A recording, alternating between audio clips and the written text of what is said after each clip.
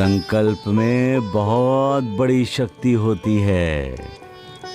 संकल्प यदि पवित्र हो, पावन हो और संकल्प लेने वाले की इच्छा शक्ति यदि प्रबल हो तो मालिक को भी झुकना पड़ता है।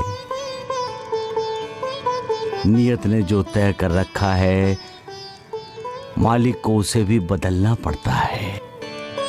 मालिक के बनाए इंसान में इतनी शक्ति है महासपति कि वो चाहे तो ग्रह नक्षत्रों सबको अपने वश में कर सकता है।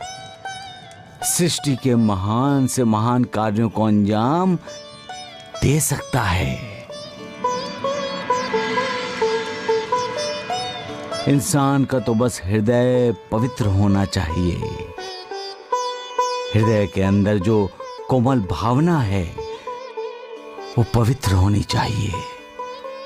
इंसान के अंदर की भावना ही तय करती है कि उसके द्वारा लिया गया संकल्प कितना दृढ़ है। आज मैं तुम लोगों को एक कहानी सुनाता हूं। कहानी एक पत्नी के संकल्प की है। कहानी एक पत्नी के प्रेम की पराकाष्ठा की है। पत्नी का प्रेम यदि संकल्प बन जाए और वो संकल्प प्रेम की पराकाष्ठा बन जाए तो नियत को भी झुकना पड़ता है। सावित्री का विवाह सत्यवान से तय हुआ था। दोनों ने एक दूसरे को अपने मन से पति पत्नी मान लिया था। तभी एक ऋषि ने सत्यवान को देखकर सावित्री के पिता से कहा कि जिस पुरुष के साथ सावित्री का विवाह तय हुआ है वो विवाह का 1 साल भी पूरा नहीं करेगा और मर जाएगा।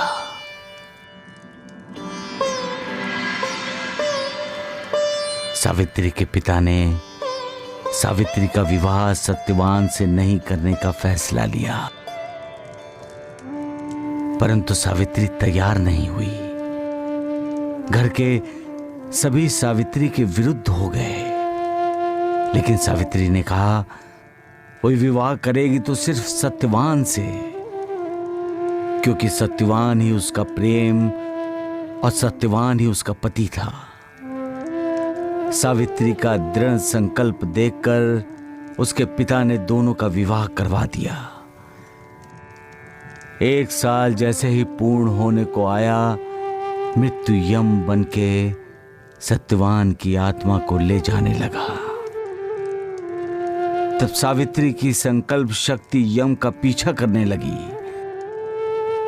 यम परेशान हो गया और अंत में उसे मजबूर होकर सत्यवान की आत्मा को सत्यवान के शरीर में वापस छोड़ना पड़ा। पति पत्नी का तप,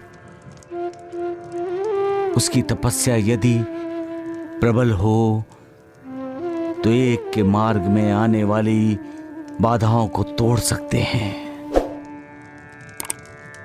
वो सब कुछ प्राप्त कर सकते हैं जो वो चाहते हैं। रास्ते में आने वाली यम रूपी बाधा टिक नहीं पाएगी।